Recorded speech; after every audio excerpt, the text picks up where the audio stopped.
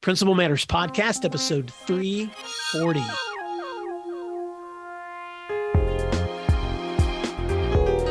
Hi, friends. This is Will Parker, host of Principal Matters, the School Leaders Podcast, where each week I bring you inspiring, innovative, and imaginative ideas for your school leadership. This week, we're going to talk about prioritizing your work with my special guest, Dr. Scott Beck.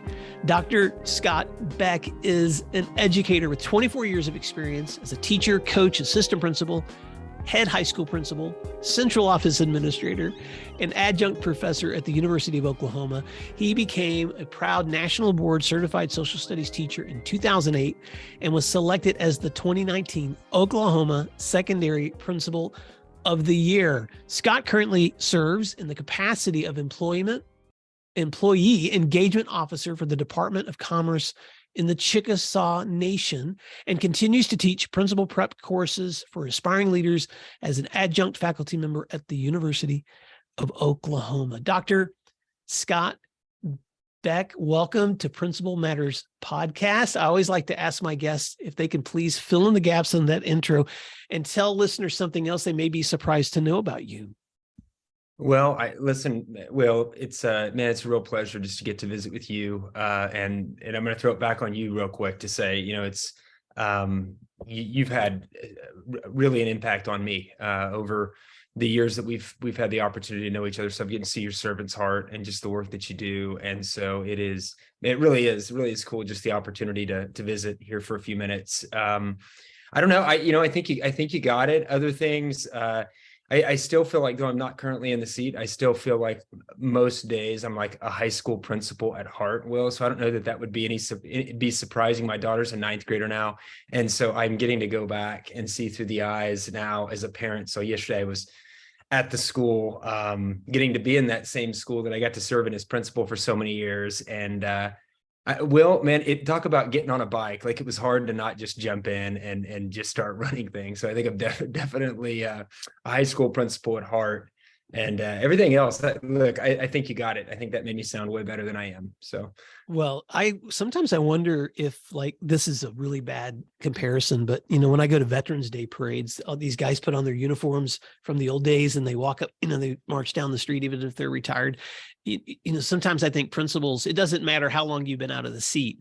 Once you have marched in that role, it's really hard to not still feel like there's a part of you that's always there. And for the good and the bad, I think the principalship shapes you in a lot of ways. It certainly shaped me, who I am as a person, but it also shaped you through both challenging experiences and amazing experiences too. And I will tell Principal Matters listeners that Scott Beck is not just somebody that I've admired because of his work in education as a principal, but also as a friend. I've had the privilege of walking his school. I've had the privilege of learning from him in workshops and conferences. And we've had the privilege of being friends and colleagues for so long. And so often when Scott and I are speaking, it's on the phone while he's traveling or while I'm traveling. And I finally said, Scott, look, I want to introduce you to the Principal Matters audience. And for several reasons. One, because of the work that you've done in school leadership. And two, because of the work you're still doing in leadership, even in the work that you do now. So let me just set the stage.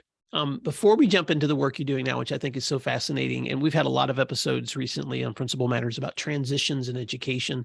But before we go there, as a former Principal of the Year, I'm just curious, what were some of the experiences that you were most proud of from your work with students and teachers? So first of all, I remember the day that I was named the head principal at Norman High School. It was summer of 2011. And, it was surreal. It was such an honor, primarily because that was a school that utterly transformed the way I thought about teaching and learning.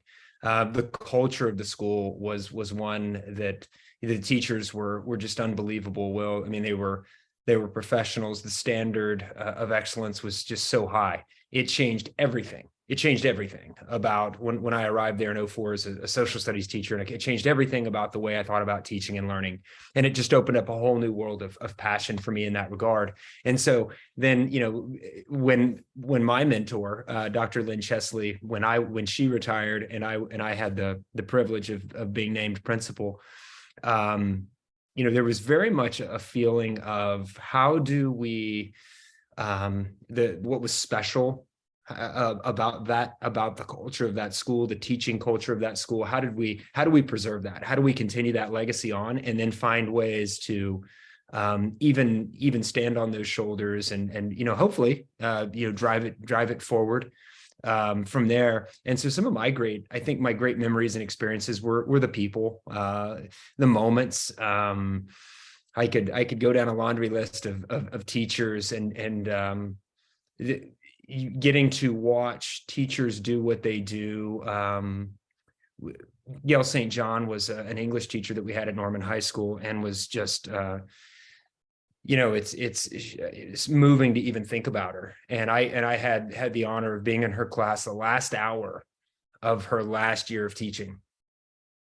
And these are seniors, these are your calloused seniors, it's senior English, the last day of school. Like, you can imagine where people's mentality is most days, in that situation, most kids. And the room, you could have heard a pin drop. The respect, the love for her, because that's exactly what she gave to the kids. The weight of that moment, the generations of kids that had gone through that classroom. And so being there in that moment, with her, those are the kind of memories. You'll appreciate this as a high school principal. I would always, graduation was far and away my favorite moment of the year. And I can remember I'd sit up on the stage. We do this. Ours was always at the Lloyd Noble Center. It's where the University of Oklahoma plays basketball. So I'm a big basketball fan, huge Sooner fan. So that was always especially cool. But I would look out in the audience and I would try to remember something about as many kids as I could. And so, we'd have 450 to 500 graduates. So that's a lot. But I can distinctly remember, man, I remember when he came in at the 8th grade visit, and I can remember when she made that basket. And I can remember when they did the Music Man when they were sophomores, and man, he just crushed that role. And I remember when she lost her father, and I remember, boy, that was a rocky semester when he was a sophomore, and those moments of the kids. And I think getting the I'll use that word a lot, but I think the honor of getting to have a seat where you get to ride alongside people at that moment, that formative moment in their life, that season of their life, I think was, for me, something that, come on, Will, like it doesn't exist out there in the real world. I mean, like, that was a gift of the principalship that was just a beautiful one. Yeah. Still pays me back every day. I love those memories, Scott, and I love that they're so student-centered. I want to ask you to also share a little bit about the partnership that, because where Norman is located by the University of Oklahoma, the partnership that you guys had in helping train your teachers in Socratic inquiry method, because that was unique. I think of all the schools I visited, you guys had such a unique relationship with the way that your teachers were preparing and how it translated into student instruction. Yeah, so we were fortunate enough, again, because of the quality of teachers that we had, the vision of the school district, the proximity of the university. There were lots of elements and pieces that came together to probably gave us a little latitude to get to go and do some really cool stuff, right? So it's kind of this rich, fertile soil. So Dr. Nancy Snow, who's now she's at the University of Kansas now, just a top tier philosopher. She came to OU in about 2015, if I'm not mistaken, and to head up this crazy outfit called the Institute for the Study of Human Flourishing. I remember before she came from Marquette, before she even arrived, like I said, and there were some principal buddies of mine who kind of made me aware of this thing. So I emailed Nancy before she ever even got to Norman. And I said, hey, listen, I'm not sure exactly what you do, but we're in. So let's talk when you get here. They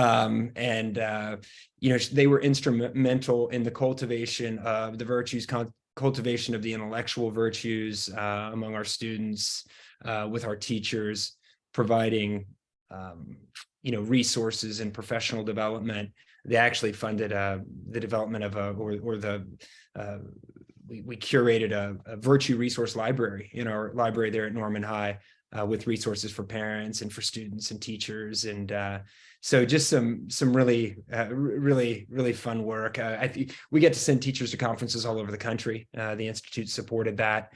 So it was a huge it spoke to the heart of our people as we, our push was let's think about learning, but let's obviously let's think of that whole person that we're developing, what kind of experiences we want. And so it was definitely a cool time. Well, I loved hearing you talk about it. And it was one of the things that intrigued me in your leadership, Scott. And one of the things that intrigued me was how every community has its own learning culture. And I just thought it was so interesting how you were able to connect the opportunities available in a university community to the Institute for the Study of Human Flourishing and translate that relationship into the training that your teachers did, but also how it translated into student learning. Because you walked me through your building one day where I got to sit in classrooms and hear teachers ask probing questions to kids, watching students facilitate the conversations and discussions happening in learning. And I know that for you, because the culture at Norman High School, when I walked through that with you, was a place of consistent inquiry and curiosity, and just such interesting students who were not afraid to ask hard questions. And I don't think it was coincidental, Scott. I think it was something that was an embedded part of the culture as a whole, that that the leader of that school modeled that kind of inquiry, and the teachers in your school modeled that kind of inquiry, and the students did as well. So I'm not saying that because I don't think my one day walking through your building with you was just unique to the moment I was there. I think this was a culture that you guys cultivated over years of practice. Yeah. I think you're right. I mean, I think it goes back to what I said kind of, at the very beginning, Will, that was it's the culture of the teachers. And it was very much a feel where, you hire great teachers, always with the understanding that people are in different places, different people are going to need different supports. I mean, let's just go ahead and just put that out there. Okay. So now that we've kind of tended to that, let's move forward and say, but at the end of the day, we were going to allow people to do their work. We were going to allow people to be passionate. We were going to allow people to engage those parts of the work that were the reasons that they got into it. We were going to trust them. We were going to give them the latitude to be curious, the latitude to take ownership of what they were doing in their classroom and really be teachers, right? So that was the culture that we sought. That's what we wanted. It's a very simple concept, Will, but I believe in it fully. I think somebody who's not inspired can't inspire others, right? So somebody who's not passionate can't drive passion in others, right? So a teacher who's not curious is not going to drive curiosity in students. Like, if that can happen, and if there's an example out there, I don't mean this in jest, I would genuinely love to see it. So if there's the ability to kind of prove that wrong, I'd be interested in seeing what that looks like. But so I always operating from, if our people are dialed in, if they're engaged, if they're curious, if our teachers are fired up, if they're passionate, if they believe in what they're doing and they have a sense of purpose, they're going to take that to the kids. I don't know that it's a guarantee that they will, but I can guarantee if they don't have those things, they won't. So that Will, I think that maybe more than anything probably undergirds what it was we were at least, chasing down. Well, and it's also reflective of, I believe, Scott, your own passions and your own personality and your own character, which is one of the reasons that I value our friendship so much, because you are one of the most curious people that I know, and you're always looking for that next thing that sparks your own curiosity and learning, and how you can apply that in the work that you're doing, which is what led you from teaching to counseling to school leadership to be an executive director where you were leading leaders, and then into the work that you're doing now. So I want to park here for just a moment, and I want to ask you about your transitions. We've done a series of episodes on Principal Matters about transitions in education, and I've had a lot of feedback from listeners, because it seems like in our work, people are, you get to a point where you're kind of ready for that next thing, but you always don't know what that next thing is going to be. So I'm curious, in your journey, this is Scott's journey is going to be different than others, but what ideas have you considered and thought through when you're transitioning positions in leadership? Yeah, I think it's a great question. I have not sought out to change positions. That hasn't, firstly, that's not something that I've done. I haven't thought, I've never put a I'm not a believer in necessarily putting, time on things. Oh, and this year I want to do this, and at that time I want to do that. I am definitely a believer in, you do the best where you can, you learn, but at the same time, and we'll be really clear on this, for me, it's like I, try to have a vision of the kinds of things that I want to be doing, down the road at some point. So I think, you look at a position. I also believe that, that sometimes you have to know the situation, and you have to look at it from the perspective of am I still growing? Do I feel like I'm still growing in this role? Or do I feel like my energy to do what this role requires is exactly what's needed by at this time in this organization? So the principalship, for example, like probably gives us a really good example there. Boy, I loved it. I mean, I don't know that I'll ever do anything that I'll be more passionate about.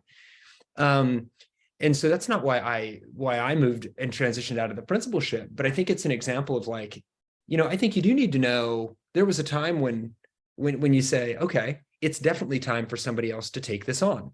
I remember the energy and the passion that I had the day that I took that position. And every kid, right, deserves to have teachers and administration who wake up in that morning just fired up to go do that specific role. So when I transitioned into principal, when I transitioned into central office, there were kind of dreams and things that I wanted to accomplish, challenges that I wanted to embrace, that I felt like those transitions gave me the opportunity to go and do a little more. So for me, Will, I think that's kind of what guides me. It's knowing yourself. I think you do have to know yourself. I think if you're in touch with yourself, if you have a vision for where it is you want to go, that's really rooted in knowing who you are, I think, those opportunities then come and you're able to discern, what feels right at the right time. But I've tried to be thoughtful, that when I make a move, it's a move for growth. It's a move because it gives the opportunity to learn new things. To your point earlier, when there's something that I'm curious about, or I want to go and explore, or an area for myself that I feel like is maybe an area I haven't had the opportunity to put a lot of work in, and I want to go grow and kind of round that out, Support for Principal Matters comes from Summer Pops Math Workbooks. For my listeners serving grades 2 through 7, here's a message from our friend Pete over at Summer Pops Math Workbooks. Demand is high this year, and if you want to order Summer Pops for your students, you need to place your order soon. If you've not contacted Summer Pops, you should do it this week. Principal Matters listeners can work with Pete directly. His email is pete@betterlearningeducation.com, or visit their website, summerpopsworkbooks.com, to learn more. Summer Pops are designed for your students to practice math over the summer. Engaging, easy to use, and content rich. I've had the privilege to review these workbooks, and they are excellent resources. Thank you to Pete for being a guest on episode 336 and sharing the story of how Summer Pops were designed specifically for helping students like yours retain and grow their math skills over the summer. Summer is almost here, so visit summerpopsworkbooks.com today. Support for Principal Matters comes from Peer Driven PD. Did you know that 86% of educators agree that we need more full-time classroom teachers leading professional development? Of course, there's one big problem. Teachers are often too busy teaching their students to lead PD. Well, Peer Driven PD finds some of the best teachers in the country, films them sharing their tips and techniques that really work in real classrooms, and they use this content in online courses that your teachers can access from anywhere at any time.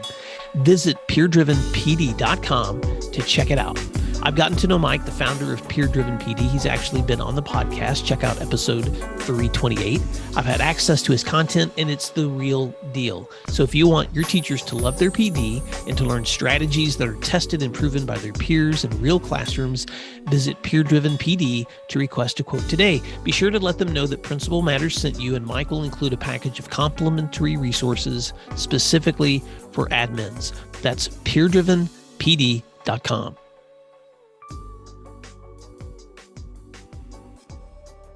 Well, I want to share with Principal Matters listeners some of the work that you're doing now, Scott, and how you've used those lessons in as an educator and a principal, even in the work that you're doing in the new industry that you're in. But I've got to just summarize a couple of things that you said that I think are so great. Am I still growing? Do I have the energy for the time and for this time and for this organization? Do I know myself? Do I know my vision? And how is my work connecting to those values? I think those are just such important reminders for all of us, because like you said earlier, we can't inspire others unless we're working from a place of inspiration. And so I think that's, it's going to look different for everyone. For some people, that means serving in the same position for 25 years and still finding that inspiration and that motivation to do it every day. For other people, that means consistent transitions, because the curiosity leads you to that next thing. Anything you want to add to that before I ask you my next question? No. I think that's fantastic. And I love what you said there at the end, Will, when you said, for some folks, that means, maybe you kind of stay in that one position. I think for all of us, I think we have to be careful. On the one hand, don't go chasing, we're not just, chasing grass is greener, right? Like, I think it's really important. We're not doing it at the same time, comfort. Oh boy, the temptation of comfort, where if we're staying in a role again, and if we're really examining why we're doing what we're doing, I think we're able to keep that in check a little bit. But if I'm in a role because it's just comfortable, how passionate can I be? How inspired can I be? Can I really give the best of myself? So we kind of talk about this, right? Like, so none of us get to just stay in a role because it's a comfortable role for us if we're not in that role providing what that role really requires. So that's where you have to do some self-examination. Either it's kind of time to engage that and find ways to keep the flame lit for myself, or it is time to really consider if maybe a change is necessary. Because no matter what role you're in, especially if it's leadership, you have people in your hands, right? Like, this is that you're a steward of other people in their lives. And so they deserve to have somebody whose primary motivation isn't comfort. And I don't mean that as like I have that figured out. Don't misunderstand me. But I think it is important to not never undersell yourself, and don't let comfort dictate every piece of what you do. You're just reminding me of this. I'm going to go way back in time when I was a young AP and I'd stepped into a new building position, and the previous administrator had been there for a very long time and had exited. So I don't want to name any names or places, because this is not as a criticism of that other person. But I remember one of the first student conversations I had on my first week in that role. And I'm always curious about kids. I don't want to just talk about the situation at hand that needs to be managed, disciplinary, or whatever the crisis is they're facing, but I also want to know their story. And so I was just probing and asking questions. And this was probably a conversation about attendance. And I just remember the girl just stopped me and she was like, "You're pretty new here, aren't you?" And I was like, "Yeah, I am." And she was like, "I can tell because you're still curious. Like the guy who'd been here a long time before, he never cared anything about my story." and so I'm just telling that as an example, Scott, of like, in my own walk, in my own career choices, there's always a point where I have to ask myself, am I still showing up every day curious? Or is there something else I need to be looking toward that will still spark that curiosity in me? And so I'm so glad you said that, because comfort and stability, they can be very important things for yourself and for your family, but they can't be what defines the work that you do. If it is, I don't know how, for me, I can't let that define my work, or I no longer stay curious. And so, let me ask you this question. Now you are the employee engagement officer for the Department of Commerce in the Chickasaw Nation. How in the world did that happen? You're working in a new industry. And so first of all, if you don't mind, tell us the story of how you made that transition. But then here's what I'm really curious about. What similarities or differences do you see in your leadership task and responsibilities now compared to the times that you were leading as a school leader? Yeah. So firstly, the transition, it's like so many things. I mean, this is what we've kind of already spoken about, where, sometimes opportunities come about that you're not even you're not even thinking of. So a year ago right now, I would have told you, if you said that we were here having this conversation, I would have said, Will, you've officially lost it. I don't know what you're talking about. I'll be a school administrator forever, as kind of my primary gig. But an opportunity came about, and what I found most compelling was really the chance to go and spend increasing amounts of time in an area for me that is of great passion, and great desire to spend time in. I like to think that it's an area of strength. I hope that is the case.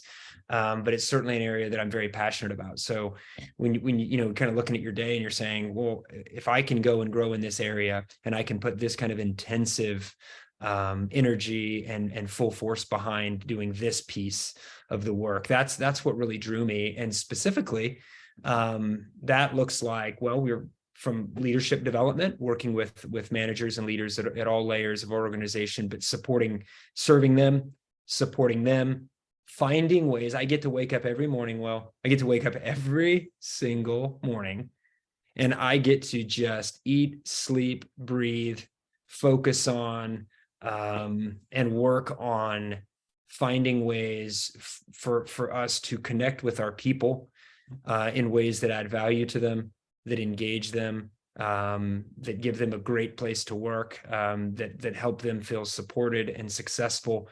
It is my belief that doing that work changes lives. You and I both know, whether you are a kindergarten teacher, or whether you are somebody working in a hospital, or whether you're the high school principal. I think Pat Lencioni says this very well in his employee engagement work. He talks about the importance of, number one, he talks about anonymity, he talks about irrelevance, and he talks about immeasurement. And that's a word that he kind of made up.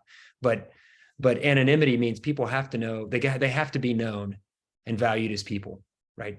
To really feel engaged at work. They got to know that their work matters, how it matters, and to whom it matters. And then they have to be able to walk out at the end of the day and have a sense of like I was successful today, I was effective today. And this is so important because none of us goes, we go home to families, we go home to to wives and to husband and to kids and our communities. And what happens in that work space affects every aspect of our life. I mean, I would imagine this is resonating with educators because, good grief, it's the exact same principle, right? We don't just leave the school and then just shut it off. And so I think when we can find ways to engage the people in our workplace in more healthy ways, we really can move the needle on people's quality of life. And oh, by the way, they just happen to be better at their job too when you do this. So I think it's kind of a win-win in that regard. Well, for people outside the Oklahoma area, they may not be aware, especially I have listeners across the U.S., but also globally too. They may not be aware of the important relationships that the tribal nations have with our communities and our schools in the state of Oklahoma. And so now that you are working for a tribal nation, but your primary responsibility is employment, engagement, working across industries. And for that, I'm just curious, and this is something you shared with me off the air that I wanted to bring to this conversation. Can you share a little bit about how prioritizing tasks in work have helped you in your work with others to stay focused on what matters? And I know you've used these principles in school leadership, but how are you using them now? Yeah. So, thinking about, and this is very similar to the work of schools. This is, very similar. And I think highly relevant. So we think about, we've all been, enslaved by, the tyranny of the urgent, that's been documented and talked about by many an author. So how we prioritize what we're going to do and what we're going to use our time on is just really, really critical. So this word intentionality has been something that I've just continued that's almost become a mantra. It's okay that we're sitting there and we're watching the episode of Friends. There's nothing wrong with watching the episode of Friends. But when I watch Friends, I want to be in a zone where I am intentionally recharging. I am intentionally taking some downtime, or I'm going for a walk. All of these things are critically important, right? These are these re-energizing times. Talking to my colleagues, having a conversation, kind of the random walk into the office and we talk for 20 minutes about, the baseball game or the movie that we saw. There's nothing wrong with doing those things. As a matter of fact, I think that they're essential. But when that's not what I should be doing in that moment, when it's not intentional, when it's habitual, when it's just something that is more a reaction than it is an intentional decision of that's how I'm going to use my time, I think that that's where we have a problem. And so, I shared with you something, Will, and that was, of course, straight out of, that's straight out of a John Maxwell book, Developing the Leader Within You. But when I know that the difference between urgent and important work, and so often the important work is not urgent. Developing our teachers, now you'd say it's urgent, we don't have them, and I understand that point, but there's nothing that you're going to do this afternoon in terms of the long-term, really sustainable development of a brand new teacher. You can't do something today by 3 o'clock that's going to change it. So it's not a building on fire. So the nature of that is the important slides behind the urgent every time, right? So if I'm in a reactive state at all time, what I can count on is the latest email wins, the latest text message wins, the latest ding wins. And what doesn't win there is the important. Now, here's your catch, Will. The important stuff is often very long-term in nature, certainly much longer term than the urgent. And it is very process-oriented work. So this is the kind of work, these important things that you have, these big, audacious dreams and goals. Look, you've got to get things on the calendar. We've got to schedule blocks of time. We've got to figure out how on a daily basis, maybe not daily for all of them, but on a very regular basis, that part of my day is going to be committed to moving us closer and making progress in that important work. So if you're not thinking in terms of how I turn that really important work into process-oriented commitment kind of work day in and day out, it's just really difficult to make any progress there. And again, you never get there if the most urgent always wins. So some of that for us, as principals, some of that is maybe retraining our professional environment. Who comes into your office and when. I'm a big open door policy guy, but here's the thing: if the door is always open and you never keep an appointment with yourself to work on the important, which I would argue is the reason that all these great principals were hired. They weren't hired to do the other stuff. They were really hired to do the important work. How do we do more of that? Obviously, Will, with the understanding that, the urgent's also part of the principalship. And if you think you're getting away from the urgent, you're in the wrong field. But I want to be intentional with my time. I want to let my calendar reflect my priorities, not let my priorities be dictated by my calendar. And I need to find ways to stick to it. Otherwise, again, this is a cruise control. If we set this cruise control, what's going to happen is the urgent's going to carry the day every day. And we don't want to do that. We want to spend more time in the important circle. Well, we could get into the nitty-gritties on this, Scott, and it's hard, I think, explaining this by words only. So I'm actually going to put this in our show notes. So Principal Matters listeners, when you listen to this episode, if you want to go back to episode 340, prioritizing your work with Dr. Scott Beck, I'm going to put in there a slide that he shared with me that's titled Organize or Agonize, Prioritizing Your Work. And I know, Scott, you pulled this from John Maxwell's content, but it's so helpful because there's 4 categories. Category 1 is high importance / high urgency. These are things you have to tackle first. The second category is high importance, low urgency. So these are things you can set deadlines on, but they have to be important, prioritized because they're important. The third category is low importance, high urgency. This is where you need to find a quick solution to something, but if possible, maybe you can delegate it to someone else. And then the last area, low importance, low urgency. These are the things that really you need to save for later. And sometimes you can put them on that list and maybe not get to them till summer. But I love, and I've seen you present about time management, Scott, and I've seen you talk about this in other contexts, and I've seen you practice this kind of leadership too. So Principal Matters listeners, I want you to be able to reach back and look at this post for some feedback on those priorities. Scott, I want to ask you a wrap-up question. Anything you want to add to that before I do?